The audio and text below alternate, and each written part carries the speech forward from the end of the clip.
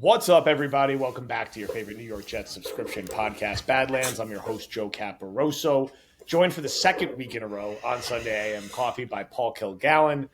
It's like a little post-game party of the live show and then answering a couple fun Discord questions. We are recording this late Saturday night after having a very late Friday night. I didn't get back till about 3 in the morning. I think you got back at a similar time and texted our group chat, like, how do you even go to sleep now after a night like that? So we're not young then. So we're working on no sleep, but the adrenaline is still pumping as we're starting to dig through everything from last night, a night that still a bit overwhelmed by in a positive way.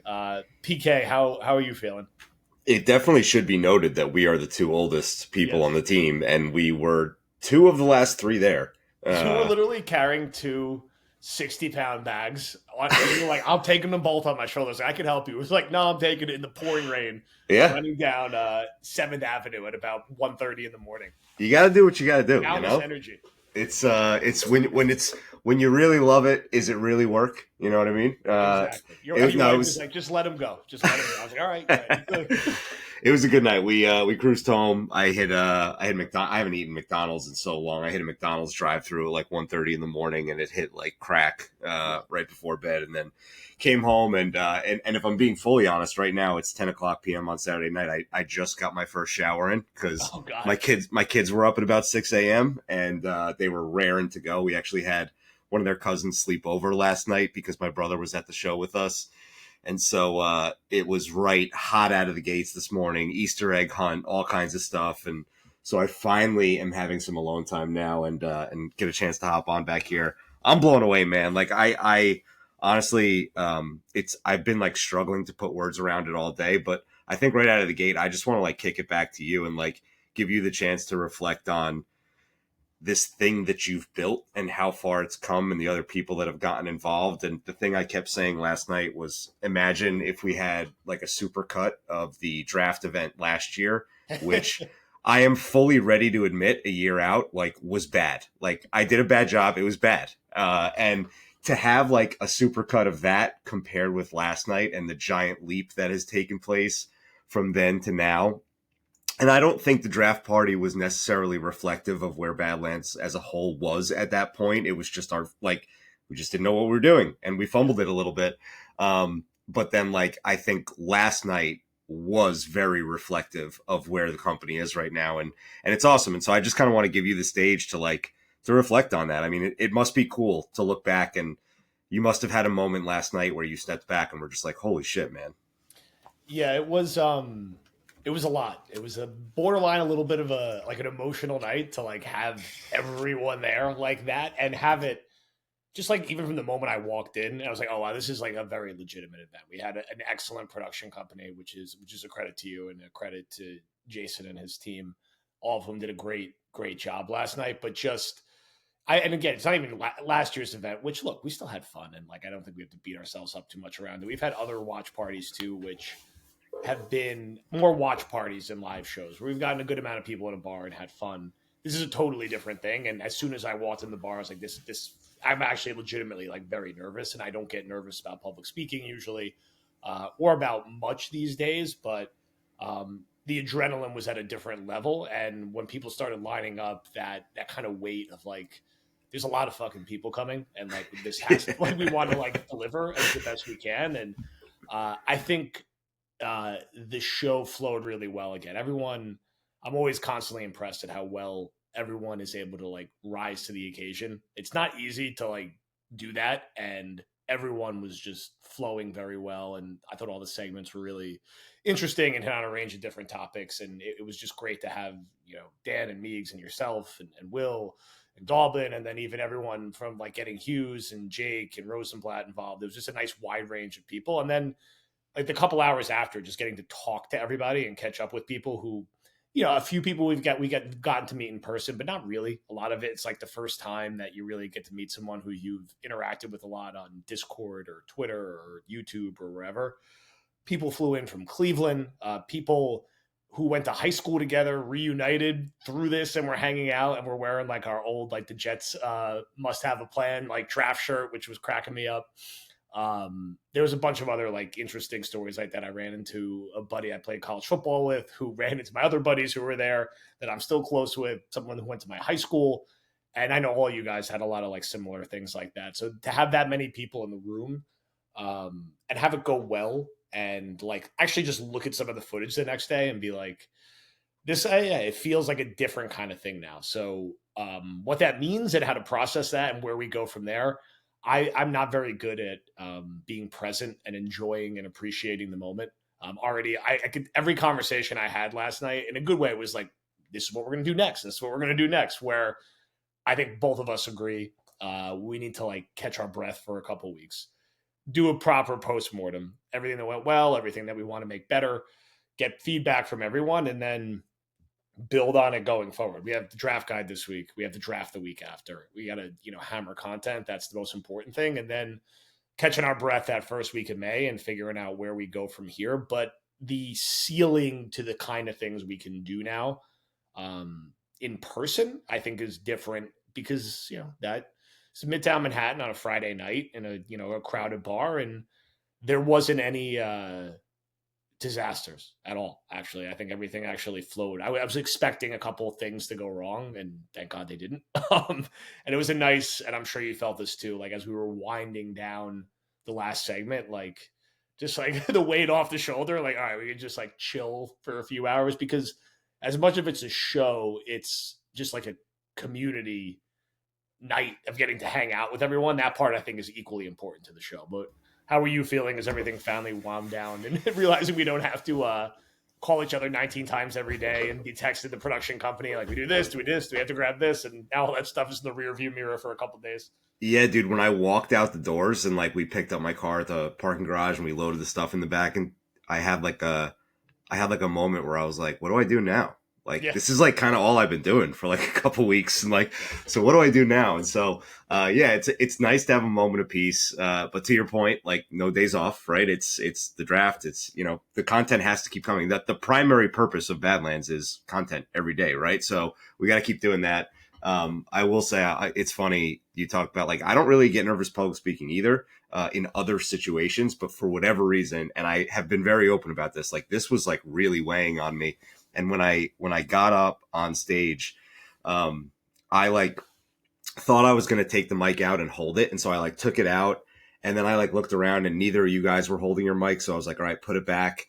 And I realized that for like the first 2 minutes that I was sitting up there, I was in La La Land. Like I was in outer space 1,000 miles away, just like fiddling with the microphone. And I had a moment where I was like, oh my God. And I put the mic back and I locked in.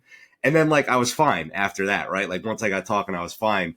And Will, after we got off stage, Will, who was like unaware what I was doing with the microphone, he was like, I like physically felt you lock into place like 2 minutes in and you were yeah, good. So I must have been putting out some pretty strong energy there. I think for me, like as the night was wearing down, the Q&A portion of the night was the best part for me because we were all on stage together. We were all looking outward and like you all were talking, right? And yeah, we were like answering questions, but like just to be able to kind of like stand back and watch that and hear from the people that were there to see everybody was really, really cool. And that was my favorite part of the night. It was very much like a reflective, like, oh my God, this actually all just went down. And it kind of like flew by in the blink of an eye. And it was great. And, the other cool thing, like you said, there was a lot of like seeing faces for the first time of names that you've interacted with for a really long time in the Discord or comments or wherever else. But I'm also now have been with Badlands long enough that I also see faces that I've seen before that I remember, right? So like it's good to see Andy, and like when I saw Andy, like big dap, big hug, and so it's just cool how that matures and how it moves. And I think last night was very much like an inflection point or a watershed moment or whatever you want to call it. Of like now when we talk about what we're going to do next, whether that's another event or like a game day type situation or whatever it is going to be, right? It's not just aspiring conversation and talk anymore. It's not just bullshit at a bar where you're like, yeah, this is what we want to do next. Like, no, it's real now because we just proved that we can do it. So very much a game changer. yeah, it's exciting. I think it just opens kind of the proverbial aperture of other things we can do now, and I'm excited to think on that because there's a lot of different ways to go about this. Whether we do something in more of like a comedy club environment, whether it's a different type of bar, whether it's a similar bar, whether it's a tailgate, whether it's a watch party, whether it's a draft house. We've talked about a lot of different ideas. Now, actually actioning those ideas are a different beast, while not losing sight of the main thing. Like being the high anxiety OCD person that I am, I woke up this morning like in a panic, like we got to collect everything from last night. We still got to get episodes and articles live today. And like we pre-scheduled a couple things like to make sure we had an article and a video live today, and we're getting this out for Sunday. And like, but it's like draft, our usual 2 biggest weeks of the year, normal year, is like these 2 weeks, like the draft guide and draft night. And being able to then go from how awesome last night was to then lock back into the core thing and kind of keep sprinting and building. It's a good thing. So this is fun because we're just, podcasting, obviously. But yeah, last night was very special, very humbling. And I'm excited to do more of it. So I'm also excited to like go back and watch the full thing. And we were talking before, what we'll likely do is the full video will be kind of available to purchase like Streets of Fire, because we do like, it was a ticketed event and we want to like ensure that like the people who paid and got to watch the show, like that's part of why you get a ticket. And next time I think we'll sell comfortably more than 250 tickets. And I think we could have if we didn't run out of space from a fire code POV.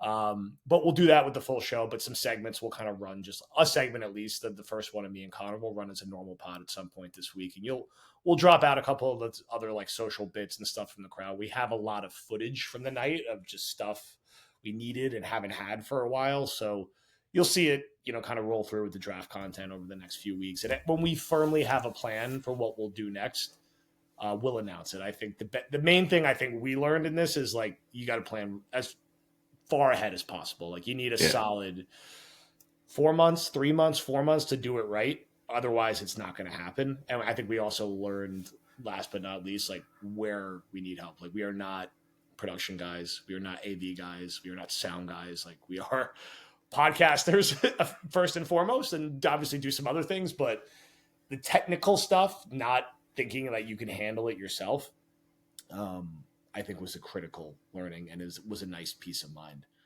And to your point, like we have game tape now. We saw the defense once. So the next time we play, like we're going to review the film. Like we're going to get better. We knew what we ran into. We learned where we got better last time. And so, it's just like a game, right? Like we've seen the defense now and we're going to do it better next time. Yes, I definitely some learnings we will have going forward. All right. So for live show rambling, which we'll still ramble through some of our upcoming episodes without a doubt. We got 2, I think, pretty interesting Discord questions today that I want to knock out. One from Jetsville. Who was a worse head coach for the Jets, Rich Kotite or Adam Gase? Now, for me, this is an absolute no-brainer, and maybe it's like a function of being like slightly older than I think a lot of our listeners are.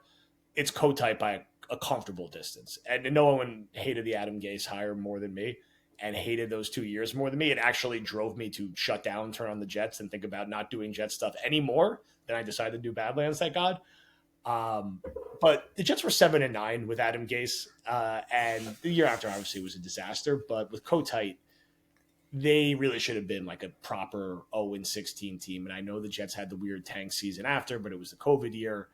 It was still Kotite. The Jets were a different level of a joke and a meme with him. And Kotite was also like the whole organization then. Like he was like the GM, he was the head coach, and I think it was Kotite by a decent amount. And Gase was terrible, but I don't think anyone will ever crack into the Kotite level. And as critical as we are of Saleh, we were very critical of him last night.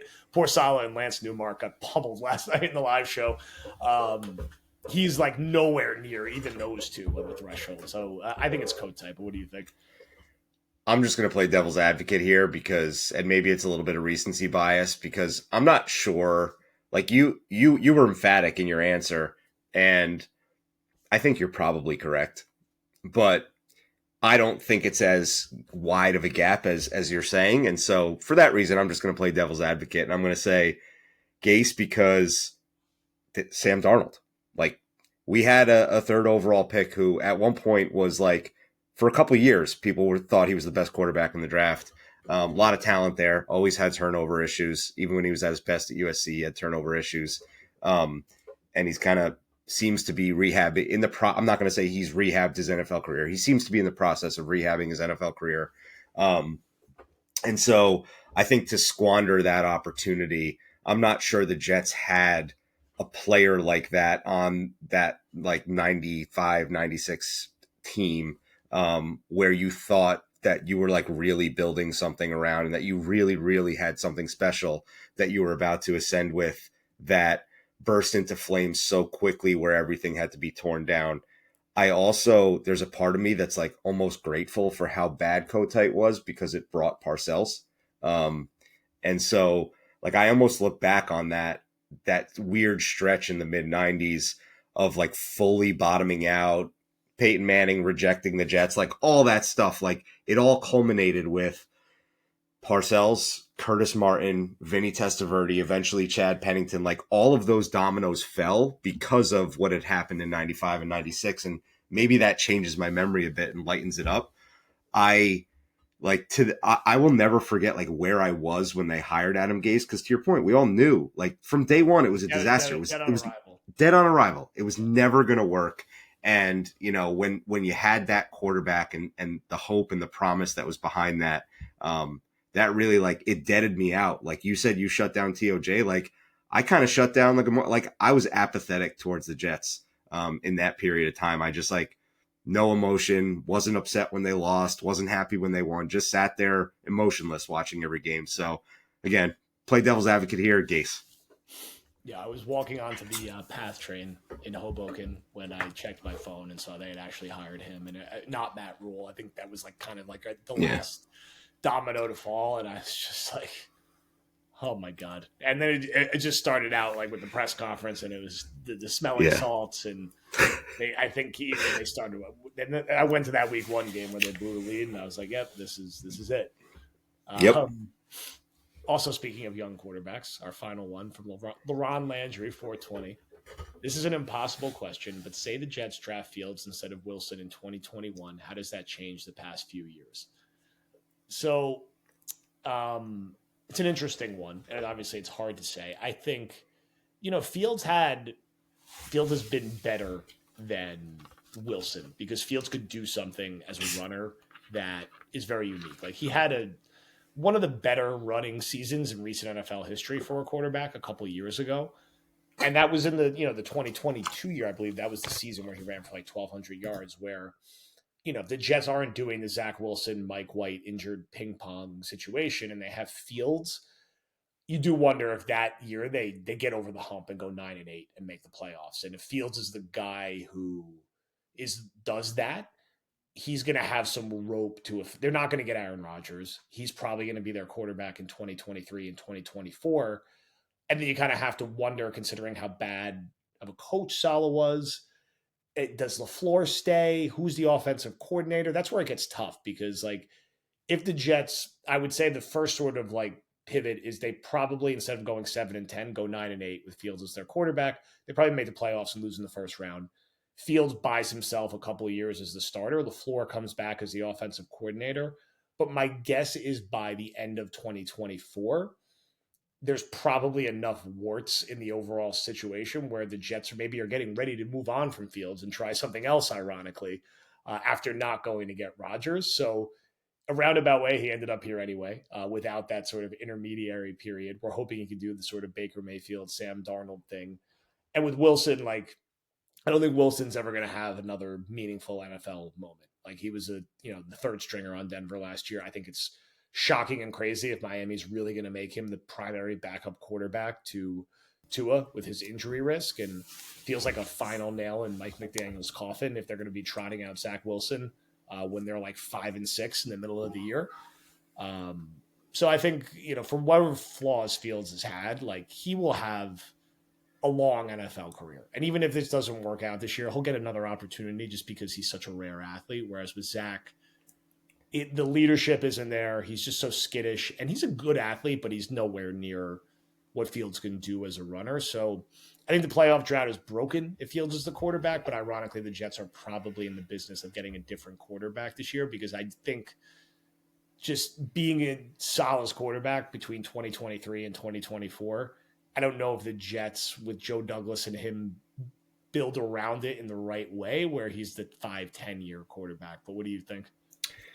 What did Mike McDaniel say about Zach Wilson? Like it was an intentional pursuit or something? Yeah, Something outlandish a quote little from like Mike too smart McDaniel. for his own good at this point, like a good creative play caller, but I kind of feel like that Yeah, window is past. agreed. So I think that it's an impossible question to answer because of like just like the ripple effect of like everything, right? Like there's so many different tangents of things that did happen that so like you can't really get too specific on an answer here because it's like, well, who really knows, right? But I think that there's one major difference, and that the personality issues of Zach Wilson, they would have never happened here with Justin Fields because by all accounts, Justin Fields is a good dude, a normal dude, a good leader, a person that people rally behind. So the whole team rallying around Mike White never happens, right? You let's assume the rest of the roster is exactly the same, right? Like Mike White never becomes a thing if Justin Fields is here because even if he's benched, everybody still probably likes him, right? And so they're not going to wear T-shirts of the backup quarterback. Um, Justin Fields never snaps at the media in New England after scoring 0 points, right? And then blames it on the wind. Justin Fields never says that, he's going to, and I know you said Aaron Rodgers wouldn't have come here, but Justin Fields never says that like Aaron Rodgers is his hero and then he's just completely unlikable and Aaron Rodgers wants nothing to do with him. Like Yeah. none of that happens. And so what I think probably shakes out is that, like you said, it's probably like similar mediocrity, but a lot less turmoil. And, we're probably at the same end result because Salah was just that bad. He was just that bad of a coach. LaFleur probably does stay here longer because the power struggle doesn't happen. But as far as like an end point, I feel like we get to the same destination, just taking a different path to get there. And it's probably a little less painful because Justin Fields is a guy that you actually like. But now here we are in a situation where we get to have that quarterback, but we don't have to saddle him with the bad coach that we hired. And we hopefully get to have him with a new coach. So this situation in some ways, if we're trying to be optimistic and positive, is like kind of more ideal. Like it's better than us drafting him then, right? Because now we have hopefully the right people in place around him. So let's see what happens here. But yeah, I don't know if it's much different. Yeah, it's I think it's slightly, but it's nothing like too insane. But it's an interesting one, and I'm cautiously optimistic and excited to watch Fields this year, just because it's going to be something pretty unique for a guy like that. Where I don't know what game it's going to be. It could be week 2, whatever. Like everything breaks down. That guy rips off a 47-yard run, and it just flips the field, or he takes off into the end zone, and the fact that could happen at any moment, or the Jets could run a very kind of unique offense to maybe cover up some limitations, will be interesting to watch, and more interesting to watch than just signing Joe Flacco or Danny Dimes or what any of the other ridiculous options might have been for this season. So we'll see. All right, this week going to be heavy on the draft content, but a normal full schedule. I have another guys Monday with Jake and Paul. Everyone shamed Jake for not coming out to the live show. The only face who wasn't there. We'll get him next time. Tuesday, me and Connor will have our normal pod. Wednesday, we'll have a war room. Thursday will be draft season and flight plan. Friday will be Dan promised this to me last night. Now, I was in the adrenaline soaked bar, but he said a very special Buck the Trend Friday that will be concurrent with releasing the draft guide. So we're aiming for then. If it doesn't end up being Friday on the guide, it will be some point over the weekend. Saturday, TOJ talks from Will. Sunday, back with another coffee. This one with our friends from Magic Mind. And then it's draft week. And our current, we'll put this down in more of like a concrete, like shared post. But the current tentative plan for the draft is Thursday night. We're going to do a live stream on our YouTube, basically like throughout the first round or through the Jets making their pick. Night 2, we will live stream, but on Patreon. And night 3 or day 3, we'll do very similar to what we did last year, where we'll have all hands on decks. We won't have Connor really for night 1 or night 2 because he'll be on the desk. He'll still jump on and do reactions, but after the fact, like we did last year. And we'll just kind of rip rapid fire pods all day. Or hopefully the Jets wrap their picks early enough on Saturday. But it'll be a full court press. those 3 days. And kind of our first real test with some live streaming, which we're overdue probably to do some more of, both on YouTube and Patreon. And I'm looking forward to it. And I think it will flow well with where they're picking. And there's still a lot of drama with where the pick could be. I don't want to have any draft spoilers, but I'll let you close with where your head's at on pick 7 right now. Yeah, so I do want to just quickly, like, one more thing on the live show. I just want to say thank you to everybody, everybody that that came, period. But also, like, I had a lot of conversations with people after, and it truly, like, meant something to me. It like warmed my heart. The conversations were incredible. People were like genuine, just like good, great people to talk to. Josh, I talked to Matt about his wedding, like great stuff. And I just wanted to like put it out there that like I really appreciate getting the chance to talk to all you, and like it was fun, and I hope to do it again soon. So thank you. As far as where we land on the draft, every day that goes by, I'm more convinced that it's Warren. I get Membu again. It's a grown up pick. It's a smart pick. But I think that while there's value down in the draft, both at offensive line and tight end, right? So you can't just say like, well, you got to take the tight end early because it's a deep tight end class too. The connective tissue between Olu and Warren and Riggins, and like, there's just too many breadcrumbs around for me to ignore at this point. I just feel like it's Warren, and I'm starting to get excited about it. It's fun to have a toy, right? And it's been a long time since we've like gotten like a weird toy that we get to have fun with. So I'm looking forward to it. I think it's Warren. I don't disagree. We're gonna get into it a lot more, but I would certainly have no problems with the pick, and I think most Jet fans will be pretty happy with it. All right, Sunday AM Coffee. Thank you everyone for listening, and we will talk to you soon.